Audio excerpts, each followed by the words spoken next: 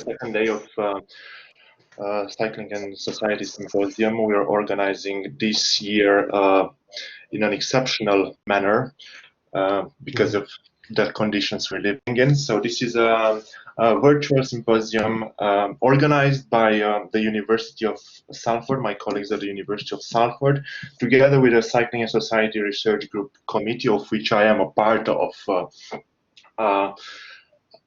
We have, for this session, which is titled Experiences of Cycling, 5 presenters. We're still waiting for one presenter to join us, Tom Fisher from Australia. I know there have been some issues with regards to accessing the hyperlink for some of you.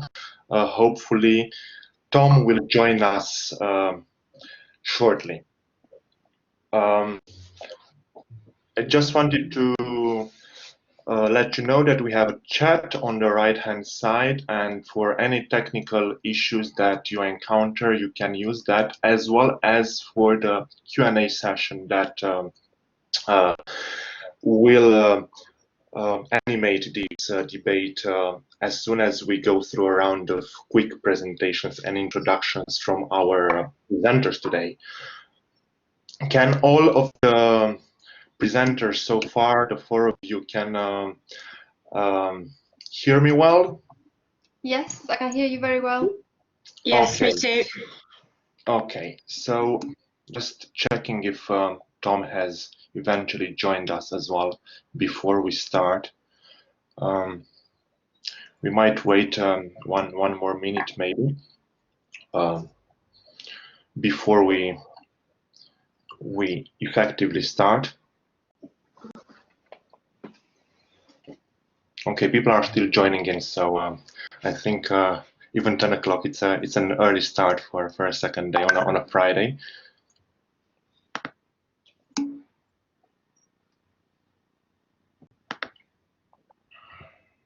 Okay, so I think we should start. I have a colleague who's gonna check that Tom is joining, and we will be able to add him to the presenters list, because otherwise he will not be able to contribute to the session. So as I was saying, welcome everyone to this panel this morning, which is on the experiences of cycling.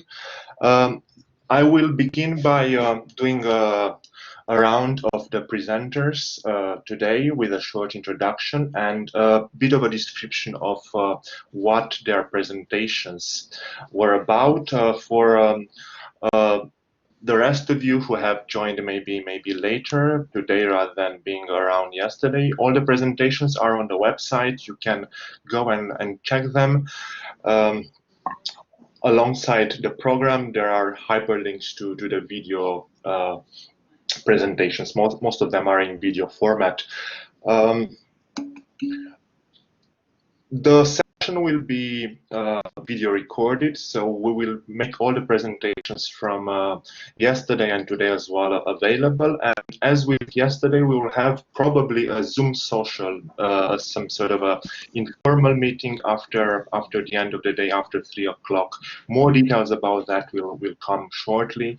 And yesterday was quite a lively and friendly chat in various rooms that we were sent to randomly. We would meet people for icebreakers and introductions and a bit of discussions, something that we are obviously missing by being in this virtual symposium.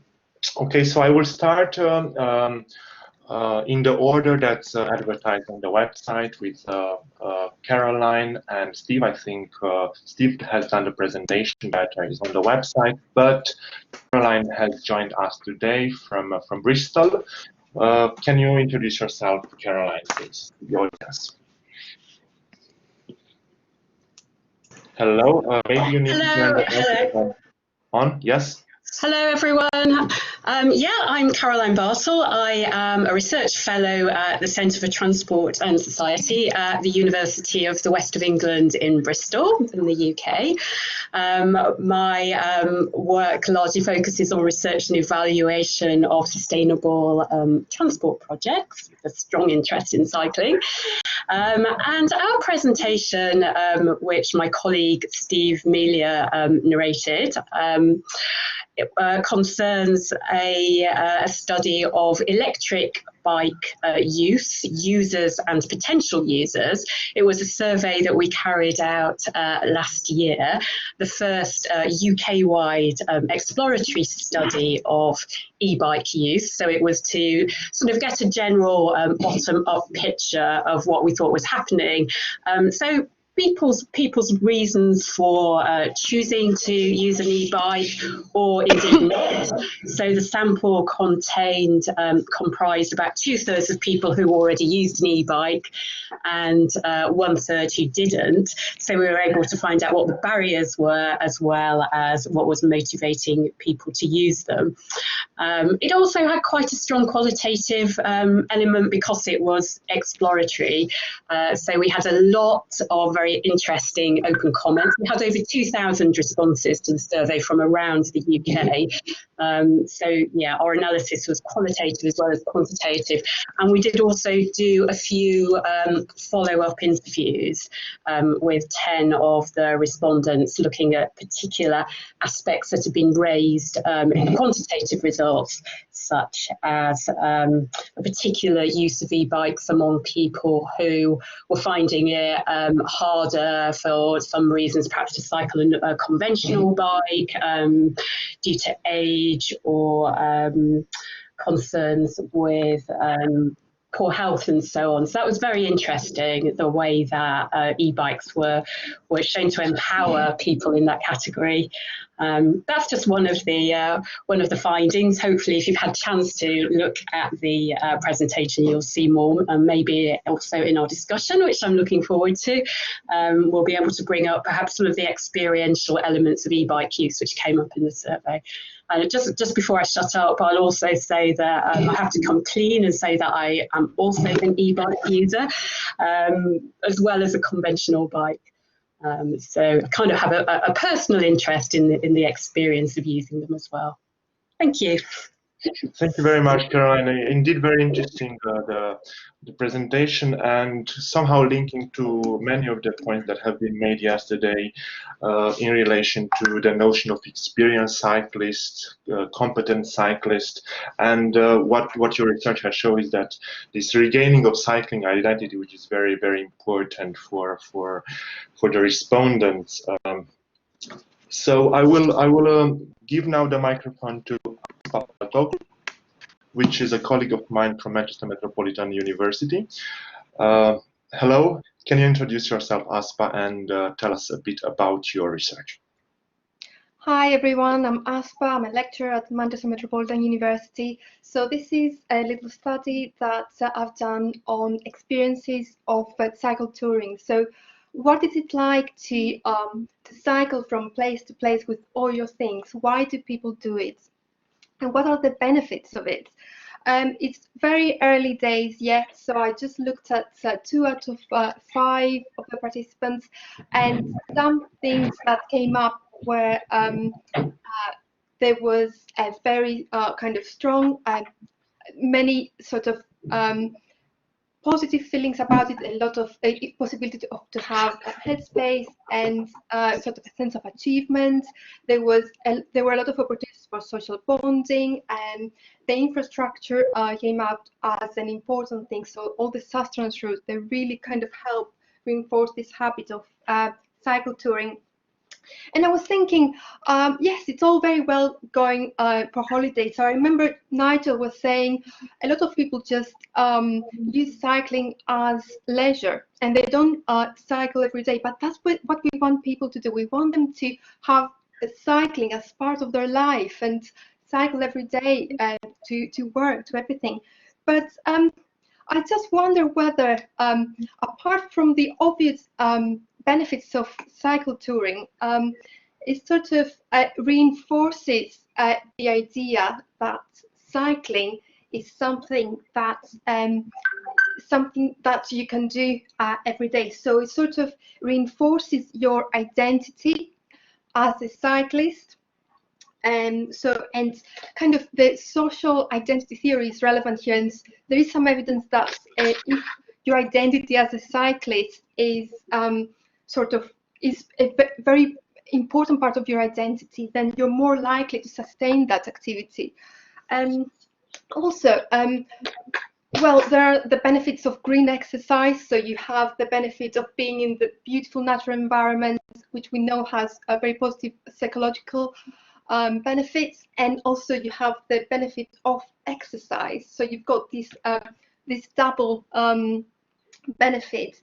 But also, when you cycle too, you kind of go from place to place with all your things. You've taken yourself away from your kind of usual sort of fragmented life, and you have given yourself a simple task, and you have control over it. And that reminds me of sort of epidemiological studies saying that sort of a sense of control it has many kind of psychological benefits. So you have that extra benefit perhaps. And also, and I was struck by something I was discussing with my participants. I was kind of saying how wonderful it is to cycle tour, and I wanted to have a more sort of fuller idea of what it's like to cycle tour. And I was asking them, what about any challenges, any negative experiences? And they were finding it difficult to come up with that. And then as we were talking, some things came up. For example, oh, we had to wait in the rain, it was very cold. But I kind of caught the sense that they reframed that negative experience into a positive thing. And it just occurred to me that this idea of cycle touring is you have the sense of adventure, of going from the city to the countryside. So some parts of it are a bit less positive, so going through the traffic in the city, but then you go to the countryside. So that kind of reinforces the idea of, well, it's all part of the process. While it just occurred to me, if your cycling experience is only the 10 miles you do from your home to your work through the traffic, then that's you experience quite a lot of barriers. And if you have all these positive experiences from cycle touring, it reinforces sort of this positivity, and any barriers that might accumulate from cycling in the city might be counteracted. So that might be another mechanism why it could be beneficial. And of course, there's a great sense of achievement. And again, that reinforces your identity as a cyclist, and the idea that cycling is something positive. So yeah, that were some thoughts about the data. I wonder what. Thank you very much, Anna. Indeed, your presentation rang many bells to me. I was cycle touring this summer, and all these discussions about positive state of mind, even creativity that you have mentioned, felt like I was going through similar experiences. The next presenter is Ana Santos from Portugal. Hello, Ana. Could you please introduce yourself and tell us a bit about your project? Okay. Good morning. I'm Ana Santos. I'm not so well speaking English as all of you. I have a site that name is Data. I think we have a problem with hearing you. You maybe want to shut down the video so we can hear your voice rather than the video if the connection is not very bad. Would you be able to do that, please? Can you hear us? We still cannot hear you, I'm afraid.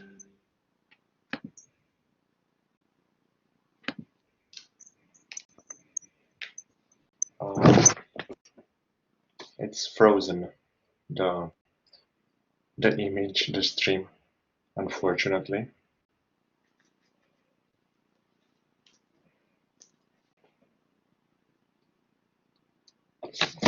Okay, maybe can you hear us?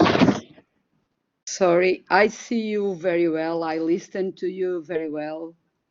Okay, so we can hear you now, but And I see maybe, myself also. okay, maybe if you leave the video aside, that will improve the streaming. I'm sorry. If you close the video and just leave the voice, Okay, I will. that would Okay. probably make things better.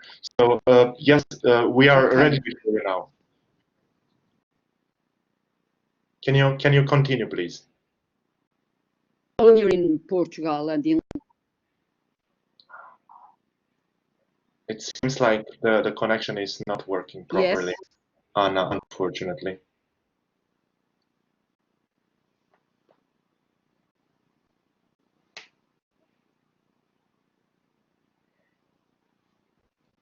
Okay, so maybe we I'm will speaking. leave it. Do you Can you? listen? Yes, but it gets interrupted.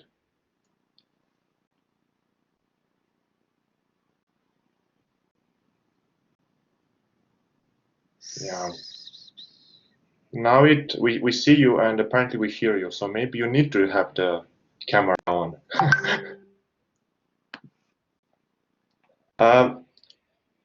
Maybe we can go to our next presenter, and then we'll see in the meantime if we get a better connection with Anna, if that's all right.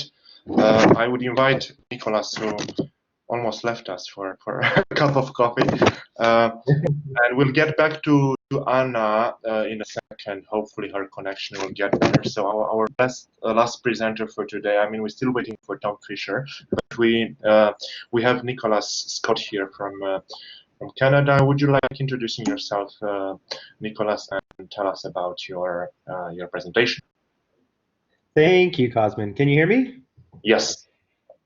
Lovely. Yeah, it's really early here in Canada. I'm just pumping back the coffee here. My name is Nick Scott, and my project, Cycling After COVID, explores what's going on with cycling after COVID. And I kind of frame it as a question as well. From the Canadian perspective, anyway, it really depended on where you sat, where you were rolling. I was in Vancouver, and there was really nice weather there in March. Maybe that had something to do with it, but there was an explosion of cycling, especially on pre-existing urban greenways and infrastructure in the city. And it was a sight to behold. I remember just being flabbergasted. I wanted to visually capture this somehow. I had never seen so many cyclists before. I felt like a European context here in North America in a very low cycling nation. So it was truly magical. But that euphoria, it evaporated pretty quickly in the sense that it became clear that it was not only patchy in terms of where all of this new cycling activity was, but there was almost this collective realization in urban studies and elsewhere that pre-existing inequalities of many different kinds were potentially being sharpened and being revealed by the pandemic. So I really wanted to explore that question. So there are two big points that I explore in this in my first attempt to try to make a film on iMovie. I was basically wondering, will there be cycling? Will this surge last? Will there be an uptick as a result of the pandemic, people seeking respite? So many of the new cyclists pouring into the streets were new, were recreational. We know that. It's insane how all the bikes flew off the shelves. But will this be more permanent, or this a flash in the pan? And the second big question I explore was what sort of cycling will emerge after COVID-19? Will it sharpen or soften inequalities? Will it become more equitable in a social sense? I saw Esther and Robert's presentation yesterday on privilege, and that really resonated with me. So in terms of thinking, in terms of social justice within cycling practices, but also research and policy and advocacy. And then that's the social justice side of it. And then another piece of what kind of cycling will emerge relates to the ecological part. This is a part that I'm fascinated with. COVID-19 is a zoonotic disease, and I don't think many Canadians are really being motivated to bike for the environment. I was absolutely shocked how many quickly got back in their cars. In terms of looking back on it now. However, cycling as a tool to connect with nature, as Aspa was exploring, that really resonated with me too. I mean, we see this everywhere, and there's real potential here to perhaps reconnect folks who are generally used to being inside automobiles, inside in general, to something called nature. So perhaps that's a foundation, a building point for thinking about ecological repair, thinking about addressing habitat degradation, climate change, and one more little piece that I want to add, mobility justice for more than human persons. I was astounded by how many people were listening, interacting with nature in a way that seemed very personal. Thinking about crows, orcas, etc., as individuals, and thinking about mobility justice through that lens. Broadening the tent, broadening the franchise is something I'm working on. Anyways, so I wanted to capture all that with GoPro 8 footage. The last time I used video ethnography, I was using like an older version of the camera. I can't believe how better it is. So it's kind of hard to see in like the YouTube version of it, but I'm really excited about new possibilities for mobile ethnography using these new cameras. So yeah, basically, just to sum up here, I'm going to make a film over the next year about this, and this is kind of my first little mini taste, and it was a pleasure to have a motivation, and I'm really excited to have been able to share it with you. So yeah, I'll leave it at that. Thank you very much, Nicholas. I think everybody enjoyed the video. We have lots of comments here in the comment section saying that they have enjoyed it. I particularly like the idea of filming your partner at front and getting her experience as well. And this idea of cycling as a social distancing tool, and more generally, this kind of almost like documentation of what the future could look like. Because oftentimes we don't have this opportunity to think about futures differently, and how these living labs that COVID enabled somehow force us into thinking about alternative radical futures. So I thought this was very, very interesting from this point of view, and we will try now to see if Anna has a reestablished connection and if we are able to hear from her. Is she back? I don't think we've got connection with Anna at the moment, Cosmin. Okay, so we don't know if we have Tom either. We are left with 3 participants, but I think already we have had very interesting points raised, and also comments that we have on the right-hand side that will definitely make for a lively debate.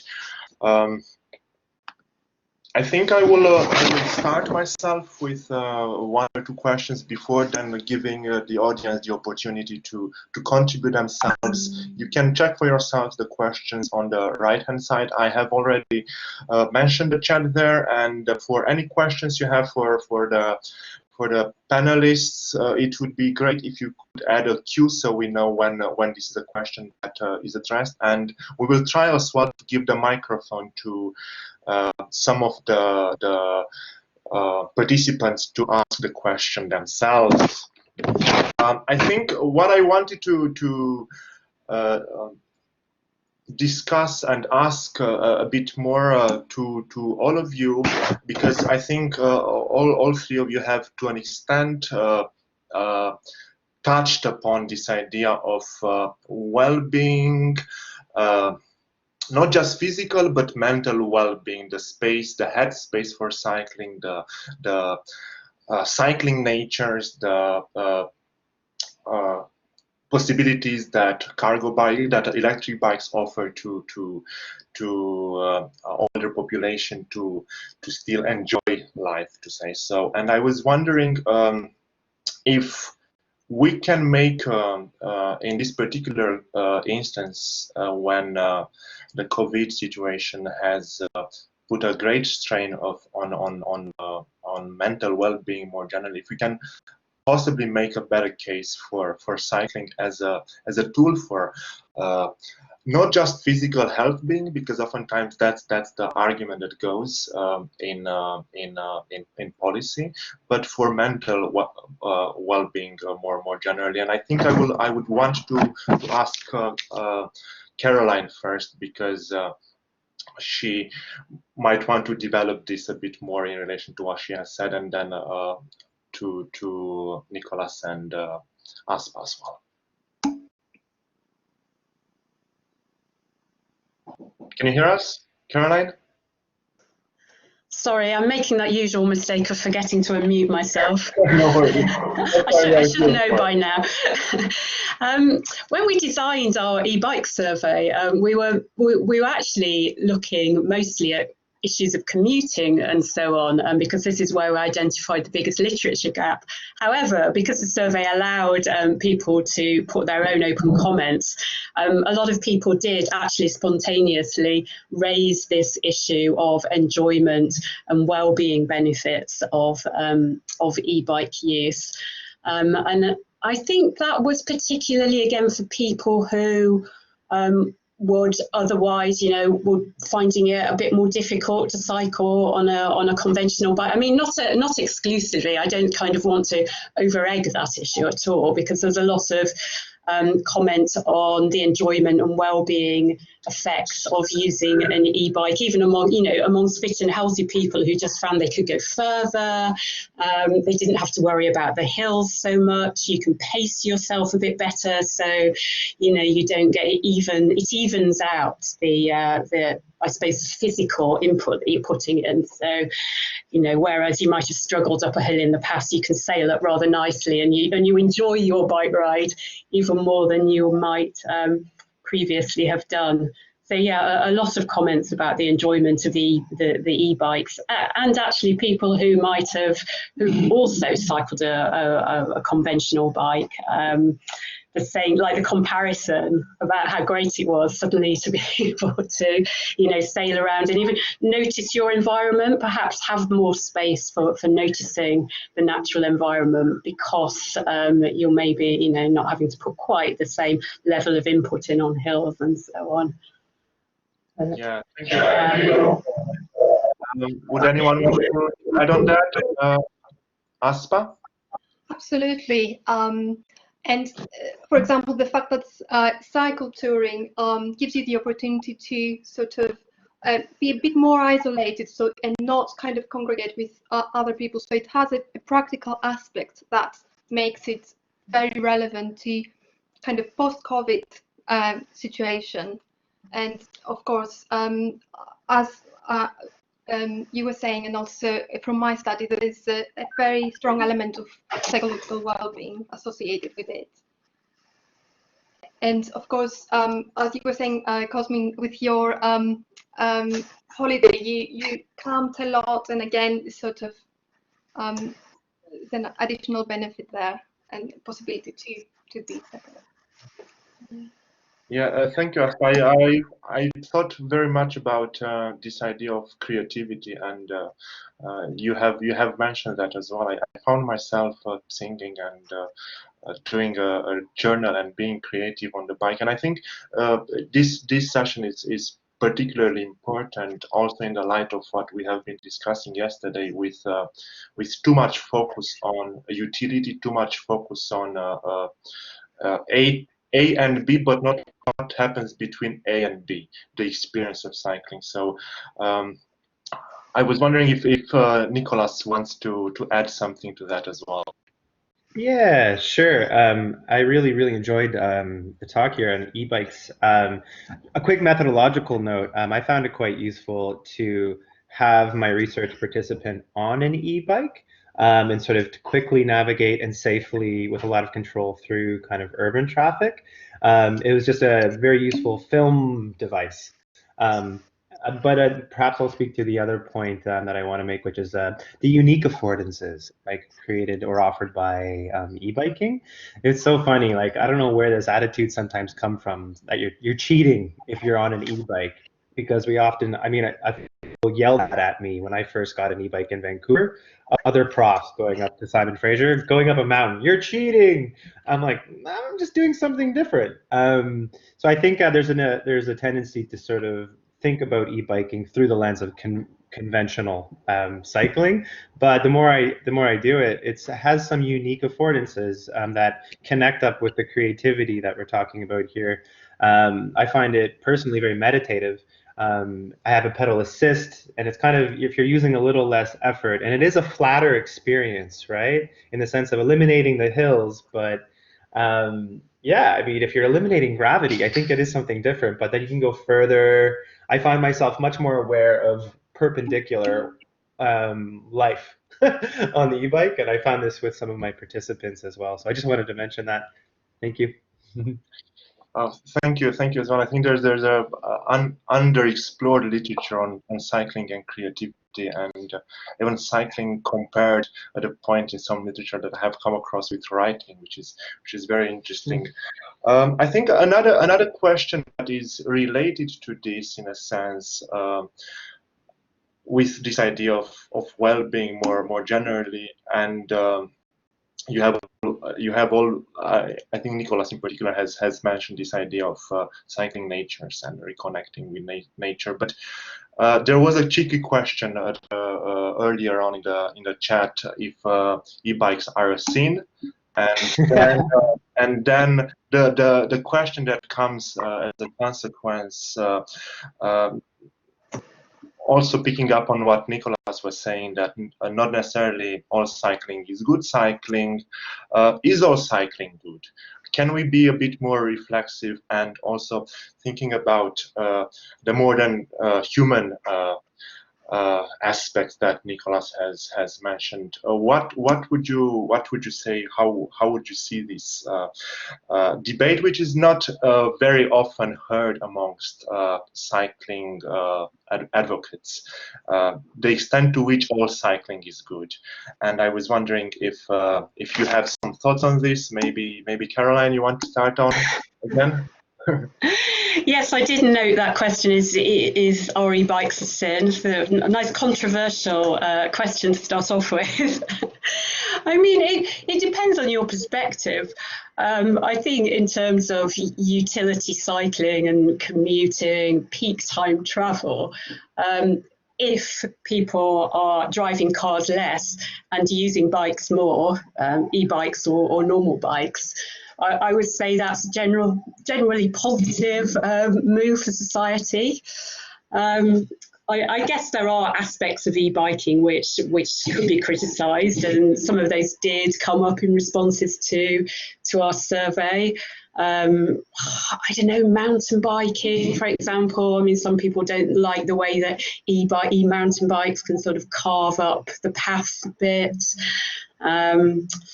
This aspect of cheating, which was mentioned, I think quite.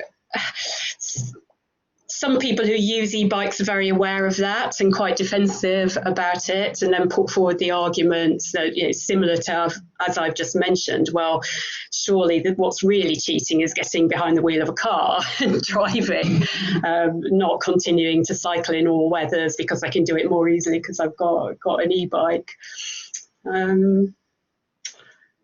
Yeah, a few thoughts there. I might have some more in a moment. Yeah, I definitely have the relationship with e-bikes from being totally against them at a point to understanding a bit better what they are for and what the potential is there for e-bikes. Sorry, just to add, I think there's sometimes a bit of a misconception among people who haven't used them, a realization that you still have to pedal and stuff like that, and there is a maximum speed limit, because some people say, well, if you're going to ride one of those, why aren't you riding a scooter or a motorbike? So yeah. I mean, it may be different. I don't know what it's like in other countries. There are probably different rules in different countries, but certainly in the UK, there's a maximum speed limit of 15 miles an hour, 25 kilometres an hour. Yeah, and you still get exercise as well, which is again another reason why they're criticised that, you know, it's lazy. It's lazy to use them and you're not getting exercise. But then people who do use them could point out that actually I cycle much further, I'm still putting the effort in, and like on my e-bike, it's got an eco mode. So during COVID, to get exercise, I always had it on the eco mode, so I still got exercise. I'll be quiet now on that one. Thank you, Caroline. Or Nicholas want to add something to this before we go to take some questions? Quite a few of them have been already asked from the audience. Sure. I can't believe over 100 people asked me about my e-bike when I first got it. The same question: how fast does it go? And then inevitably, this would lead to a conversation about the importance of 3 kilometers an hour. And is e-biking simply going to reproduce the worst speed obsession aspects of automobility? I know Cosmin has written about this. So it's fascinating to think if e-bike is situating itself, where is it reproducing ills in previous systems, and how is it opening new possibilities? I'll say one last little thing about noticing non-humans and creativity. I think both e-biking and conventional biking, it feels weird to say conventional biking, is very, like, I think there's something about it that it allows people to defamiliarize familiar city and to see it as part of a broader nature, a more than human environment, whereas we often think of the city as the place that is completely removed from nature. There is something about being exposed to the elements of having to use your own body, yet to have a bit of perspective and room and time to sort of see the environment, to smell it and to hear it. So I think people are rediscovering cycling right now. That's a big part of it, and I think it probably launch off that into broader conversations about how to avert the end of the world. And so I'll leave it at that. Yeah. Okay, thank you, Nicholas. Aspa, did you want to add something to this? Absolutely, I really agree with what you're saying, and also, and what you were saying, Cosmin, earlier about kind of only cycling for utility as opposed to cycling for leisure. Kind of the additional benefit of cycling for leisure is that you associate cycling with observing nature, as Nicholas was saying as well.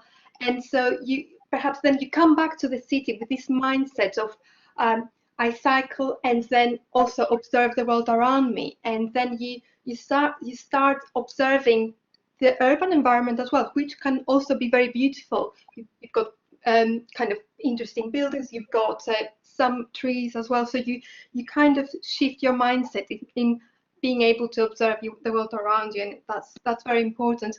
And in terms of creativity, absolutely, you kind of you are in a very positive set of mind, you are not distracted by all these different things in your everyday life, and so the ideas are able to kind of to flow, and you can make more connections. So there's definitely something there in terms of creativity in cycling. Thank you, Aspa. I think we have a contentious issue around e-bikes in the comment sections, and I would want to go back there for a couple of questions from the audience,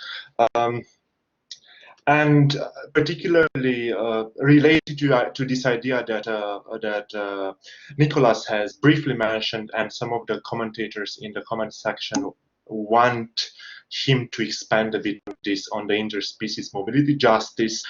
Maybe we can give the mic to Mauricio Suarez to expand on this question, because electric bikes indeed they pose a question in relation to, as I think Marion has pointed out in the comment section as well, where are these lithium coming from, what kind of impact there is on the environment, and how we can discuss then interspecies mobility justice with still while still preserving these practices of exploiting natural resources to the extent that we do still today. So maybe can we hear Mauricio? Can you hear me? Yes. Hi, hello everyone. So yeah, my question was when I was watching Nicholas' video, several aspects jumped out to me about racial inequality in different cities, but the one that stuck out the most was the interspecies mobility justice, and simply because I have never thought about this. It's a new concept to me, so I wanted to see if you could elaborate just a little bit more on this. Okay, thank you, Mauricio. If Nicholas can reply to this, and also the question, I think it's for everyone, because we all have kind of touched upon these ideas of natures and cycling natures. Mm-hmm.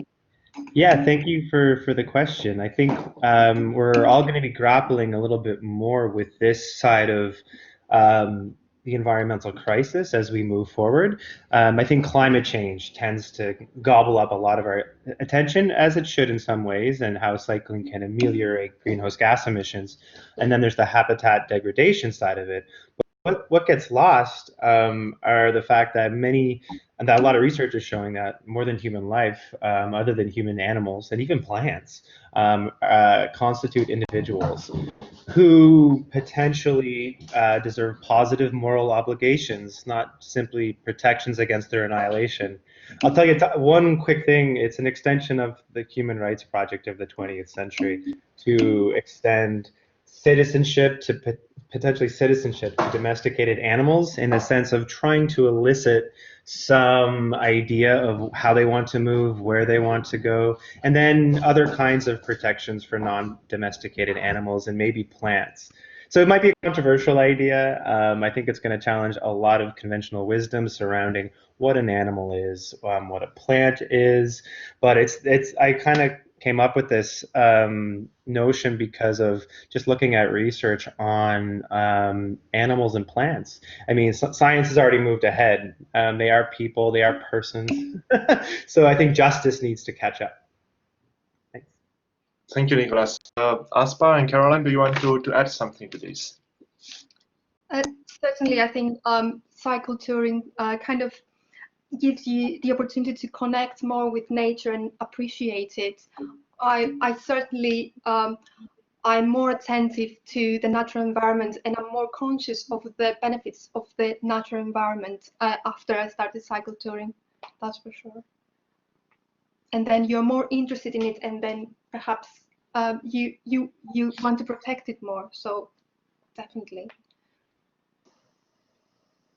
Thank you, Aspa.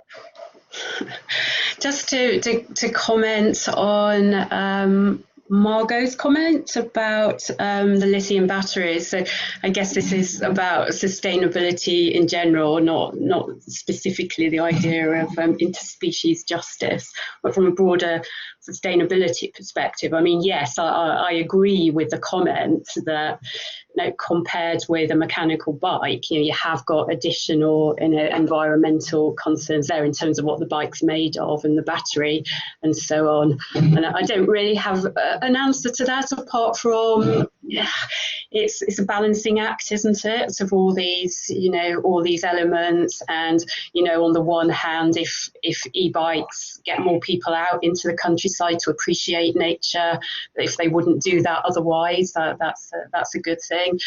Perhaps less good if you think, well, all those people will be doing it anyway on a normal bike. But I don't think that's actually the case. I do sense that e-bikes are sort of introducing more people to that opportunity to experience cycling. Thank you, Caroline. I'm trying to catch up with the questions in the comment sections.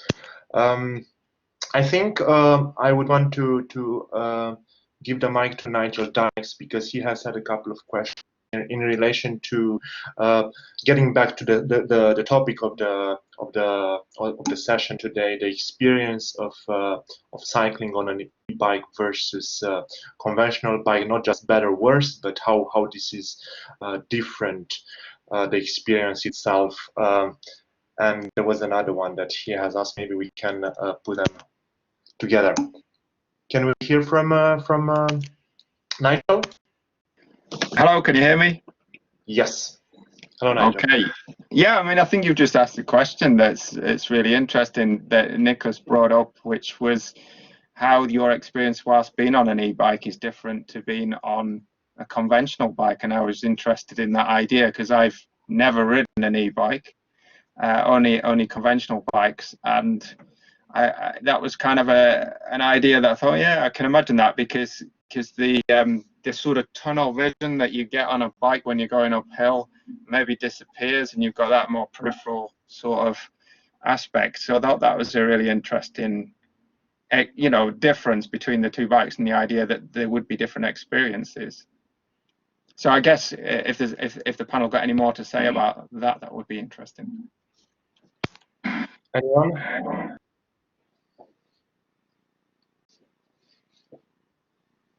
Perhaps just something really quick. I think the tunnel vision is not necessarily a bad thing either. We're all talking about how much we want to notice and re-notice nature and become aware of our surroundings, get out of that fast-moving metal cocoon. But there's something deeply meditative. I found in many of my research participants, they describe this. Sometimes it is like a tunnel vision, being able to turn inward, and that's kind of a different way of connecting with a wider environment. So I'm not saying let's throw away the tunnel vision. I'm definitely suggesting that that could be useful too. Yeah, thanks. Yeah, just thinking again about the well-being dimension. I know that there have been other studies which have commented on how riding an e-bike can give you that sort of opportunity of a middle way where you can reflect and be creative and be a little bit in your own thoughts. Perhaps a bit more so without the effort, as Nigel has said, of sort of thinking about how you're going to get up the hill. But at the same time, you're still concentrating a bit on the act of cycling, which means that it doesn't let you ruminate too much. So whereas you might say walking, speaking personally, sometimes when I'm walking, I might be ruminating on my problems, and it's actually not that relaxing. Whereas on a bike, and an e-bike particularly, has got that middle way, because you're still thinking about how you're cycling, what's going on around you, but you can also be a bit creative as well. So it sort of can offer that happy medium. And relevant to some comments, I think e-bike is wonderful because it enables more people to get involved in cycling and perhaps with cycle touring. And it's true, as Harry was saying, cycle touring can be, it's not easy to get involved. There's certain barriers in it. And so the fact that the e-bike enables more people to do that, I think is really valuable and really important.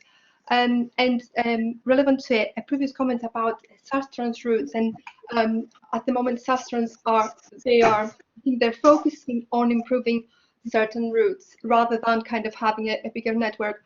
I think that's a good idea, because then they will make the certain routes more accessible for all sorts of abilities and kind of for different types of bikes, and that's really important, and again reinforces the positive experience of cycling.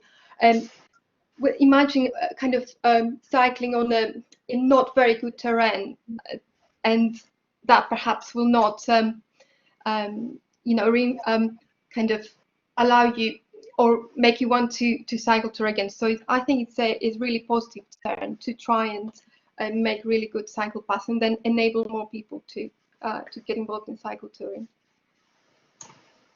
Okay, thank you, Aspa. I just wanted to remind you that we are also active on Twitter, so you might want to check the discussion there as well. Maybe it is too much to do this the same as with following and following the videos, and also the comment section, which is very lively as well. We have a hashtag which is C8S2020 that you can all follow. We still have about 10 minutes left, and I'm not sure if we have been covering the questions from the audience. Maybe we can take another one. I was wondering, getting back to Aspa's presentation, and that was again mentioned in one of the comments here. This idea of cyclotouring and being able to live with less and to connect this somehow to idea of self-sufficiency in a even more radical way than we would do with normal cycling, because I know for myself I've been carrying myself and 2 bags, 2 panniers for 2 months, and I felt like I don't need anything more than that. How this came across in the discussions you've had with your participants on self-reliance and how little stuff we actually need? Absolutely. So it sort of makes you feel that you kind of you are able to need fewer stuff, and as I said, it takes you out of your everyday life of kind of all these stimuli and all these things around us, and yeah, it shows you a simpler way of living, which is really valuable. Also, it sort of enhances your confidence, and it's definitely a very important thing. Yeah, and absolutely agree with Peter. It covers the future. I'm only focusing on a certain type, and yes, it's a lot of self-reported data. And I would like to actually have a look at blog entries. That would be really good to include. Definitely. Thank you, Aspa. Do Nicholas and Caroline want to contribute to this as well? I was just in the middle of typing a comment, but I'm a really slow typist, so I'll say it instead. But I was thinking about the aspect of self-reliance in terms of knowing how to fix your bike as well. If you're out, on a long day trip, and do you need a certain degree of confidence in your ability to mend a puncture at the very least, possibly more if you have to. And also whether that might be like a disincentive to some people to set off, on their own and experience cycle touring in that way. Yeah. Yes, please. It can be negative, but actually from discussing with the participants, it turns out that it was kind of almost a possibility to bond with other cyclists and even with members of the public, where members of the public were able to help fix a puncture, for example. But certainly, if you're able to rely on yourself to fix a puncture, that's certainly an important thing. Okay. One really quick thing. I think the self-reliance aspect is very interesting, but cycle touring depends on a context, and there's high cycling contexts and there's low cycling contexts. Cycle touring in Canada can be a pretty hair-raising experience depending where you are. There's been some grisly violence and death on the roads in Canada already this year. So I think that these contextual differences probably matter an awful lot. I really like the emphasis on the need for signage and just how powerful a route, something so simple as a sign, can be in affording and guiding people through a landscape. We have this thing called the Trans-Canada Trail that apparently goes from coast to coast to coast. but it's taking you on highways. It's taking you around motor vehicles constantly that are going 80 kilometers an hour, 100 kilometers an hour. So yeah, I hope this kind of thing comes to more and more comes to North America. Help us. Absolutely. I think Sustrans is really focusing on kind of guiding the cyclist away from very busy roads, and I think that's really important, actually. Yeah, I would pick up on some of the earlier comments in relation to mapping and route finding and how much this gets in the way of actually practicing these cycle geographies and this getting lost by bike, which is part of the adventure of cycling and what makes cycling sometimes so exciting, the cycle touring in particular. So there was a comment on that, and there was a question also in relation to, again, using bed and breakfast versus camping, and that's also to do with how much we stray and how much we let ourselves be taken away and getting lost. More like comments, and if you wanted to add something, we only have 2 minutes left. Maybe we can do this couple of observations and then close the section. I think things like Sustrans, with all the signs on the road, I think it really enables cycle touring. I wouldn't be cycle touring if it wasn't for those signs. I get the point of the kind of the adventure of getting lost, and that's important. But if the task becomes too difficult, so you're getting lost all the time, you can't get to your accommodation, I kind of feel that it's sort of tips towards a more negative experience than a positive one. So on balance, I think it's a good thing to have signs on the road. And in terms of whether you go camping or you go to Airbnb, I think it's a similar point. So if you go camping, you have to carry all your stuff. Perhaps that makes cycling a bit more difficult. On the other hand, it's just wonderful to be even more sort of part of nature. So it is a balance, I would say.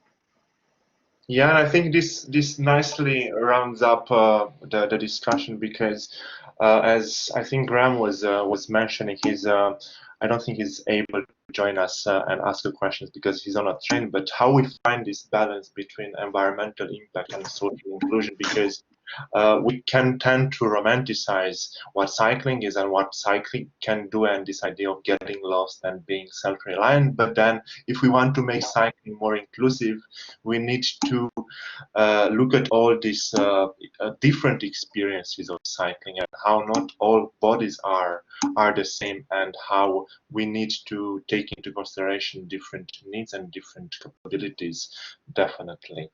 I'm sorry I didn't manage to pick up on all the comments and very fascinating discussions here on the right hand side. This will be archived as well alongside the video recordings for this session, so they will be made available very soon on the website. Thank you everyone for contributing to this session, Caroline, Aspa, and Nicholas, and we will be taking a break now.